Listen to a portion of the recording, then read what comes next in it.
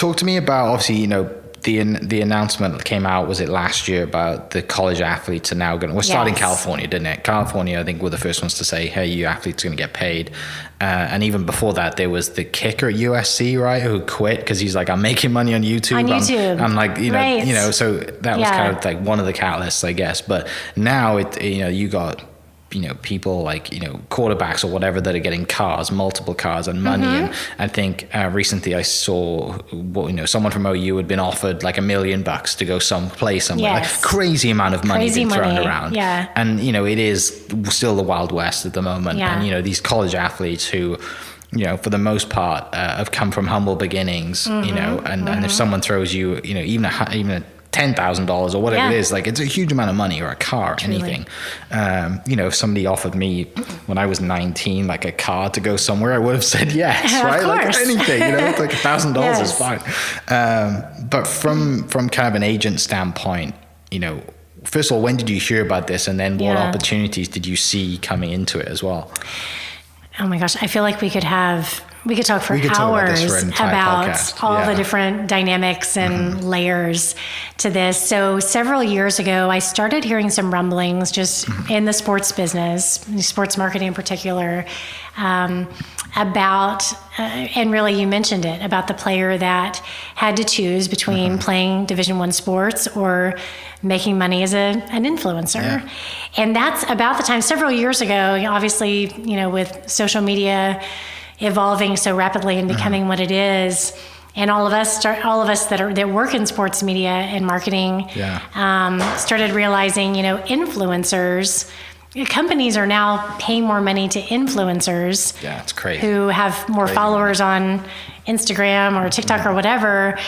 They're caring about more than they're caring about, being the MVP or hitting the most home runs or scoring the most touchdowns. That's important. Performing. I mean, you can't be a loser, but we realized that, oh my goodness, things are really changing, and the problem became that student athletes were not able to earn income based on their popularity, like non-student athletes that were just students. And so there became sort of this, we need to fix this. And I think it's, as with a lot of things, I think unintended consequences have come from that. Right. The NCAA drug their feet and continue to drag their feet. Yeah. Of course they do, because they want to try to protect amateurism and keep commercialism at bay. But that argument has basically gone out the window with the amount of money wrapped up in television deals and that the schools are making on behalf of coaches are being paid millions and millions of dollars. The schools are raking in billions across the country. And student athletes still are allowed to have scholarships and cost of living, but not being able to earn any income. And so it became a situation where, okay, where do we find the happy medium? How do we protect amateurism? How do we not acknowledge that players are really, in essence, functioning as employees, but we're not going to call them employees because we don't want them to unionize. We don't want all of we don't want to open that can of worms. So how do we allow them to be compensated? And so that, I've watched this conversation evolve over kind of behind the scenes, bubbling up under the surface over the last few years. And it finally, when it did finally happen, which was this last summer, it was like a tsunami hit. It totally opened the floodgates, and it became truly the wild, wild west. Suddenly, agencies are popping up overnight that are bringing deals to players. We were finding that a lot of players were not doing exclusive deals with anybody. They were just literally telling every agency out there, hey, if you can bring me a deal, you'll get a cut of it. And so the friends of mine that I had that were trying to negotiate deals on behalf of DoorDash and Netflix and brands were getting lists from all these agencies around the country with exactly the same people on all the lists. And they're like, who actually does represent these players? And it just became a nightmare. The other crazy thing that impacted me was in the lead up to the law change, the NFL Players Association that's the union that governs my certification as an agent, told all of us, this will jeopardize your certification if you start negotiating for basically, players that are not eligible for the draft. Yeah. And so, like the good girl that I am, that always follows the rules, I didn't touch it. Yeah, I'm like, nope, not going to jump in. Not worth it. Others were, and I'm like, oh, they're going to get caught. They're going to get in trouble. Literally the day that the law changed, the NFLPA put out a memo by email that said, oh, we changed our mind. It's okay. Like, you have got to be kidding. And so all of the agencies that had sort of decided they were going to break the rules anyway were way ahead of the curve. Head start. Yeah. So typical for the sports agent world. But I still wanted to proceed with caution because I thought, we're all trying to figure this out. And there are these expectations created that every athlete now is going to be able to just go and get a six-figure deal from somewhere, shampoo commercial and a beverage sponsorship and a car deal, and it's happening for a lot of athletes, but relatively speaking, a small number. Right. So where we are now, and I didn't know how I felt about this, but what we're seeing happen now is across the country. Schools are realizing we've got to get a hold of this. Like, we need to figure out our players are going to get paid. We need to be part of the approval process. We need to make sure they're not breaking any rules and regulations. Yeah. How do we manage this? And so relationships are starting to be created with companies that handle things basically from a group licensing standpoint. Okay. So one group that I work with, the branding group, who I've worked with their several of their team members for years, are now essentially handling group licensing. They've done it for unions for years. Yeah. Now they're doing it for schools. And so they're going in and doing agreements with schools. They're saying, we'll handle all the education of the athletes so they know what to do and what not to do, how it's going to affect their taxes, how it's going to affect their scholarships possibly, or their financial aid. Negotiating the contracts, knowing what the fair market value is, all those things. So schools are starting to realize we don't know how to do this on our own. We need to employ people who do. Yeah. So that's happening.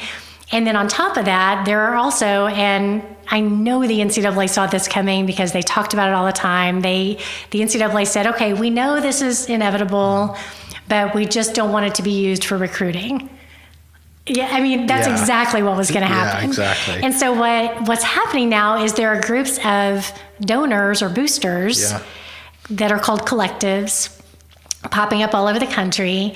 They're pooling their money, and they're saying, we're going to pay players to come. Yes, $3 million. There's a $3 million offer to a certain quarterback coming from a famous family to go play at a school, and others, offensive linemen at Texas, are getting offered $50,000 per person. Coming out of high school? Gosh, yes, just to sign with a school. Family changing money, truly, right? And sometimes the sad thing is sometimes the kid who might have grown up an OU fan his entire life and has idolized all of the quarterbacks that have gone to OU and Heisman winners, but someone puts a $3 million check in front of him and he's like, I guess I'm going here. Going wherever, yeah. Exactly. And so to get kind of to realize that right now we're in the wild, wild west, but things are going to start getting regulated and everything, the pendulum's going to swing, things are going to even back out.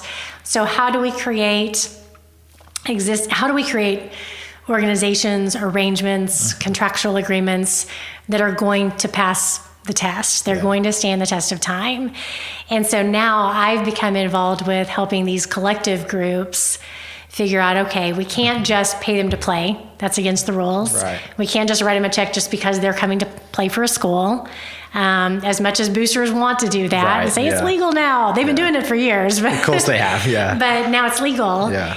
And so trying to rein them in and say, okay, there has to be structure to this. And if a player is going to get paid, he or she has to provide a service or a license, in exchange for that pay. It can't just be for the fact that he plays for the University of Texas or Oklahoma State. He has to do something. Whatever that is, he's got to do something on and then he has to be 1099s. And then, it all has to be above board, transparent. There has to be communication with compliance, so that you're not running afoul of any NCAA, laws, state laws, federal laws.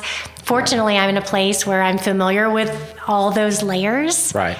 And I can come in and say, okay, I know what you're trying to do. And the way you want to do it is illegal, but there is a right way. Right. This is how you're supposed to do it. You still get the same outcome. Exactly. So, but I mean, for you, it's a business, right? I mean, your business is getting into universities, building a network to take these kids who, not everyone's going to make it, right? No. Small percentage. Which I am thankful that some of the, some people on the teams that aren't going to make it are still going to get, for the most part, some of them are still going to get paid, which is great for them and their families.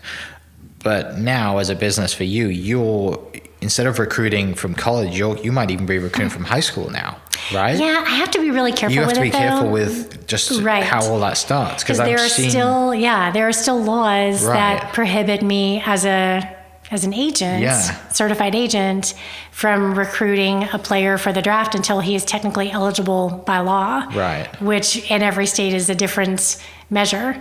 So I have to know the laws of each state where I'm registered and bonded. Yeah.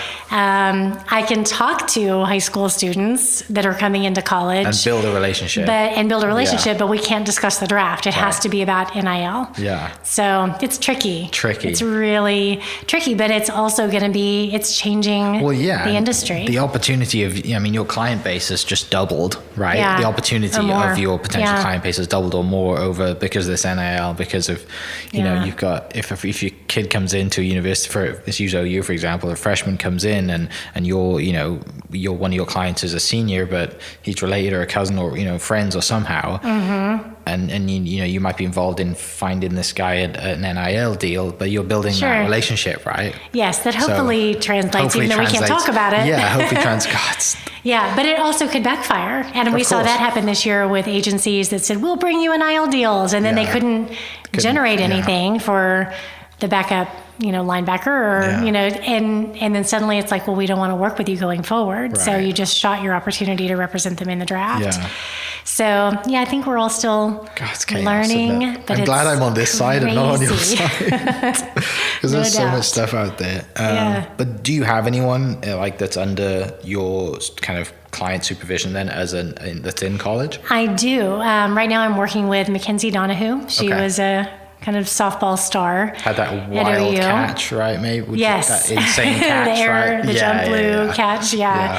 She's absolutely adorable, and we're kind of navigating everything with her right now and figuring out what can she do, what is she allowed to do, how do we build her brand, and it's been interesting. It's been a learning curve, certainly.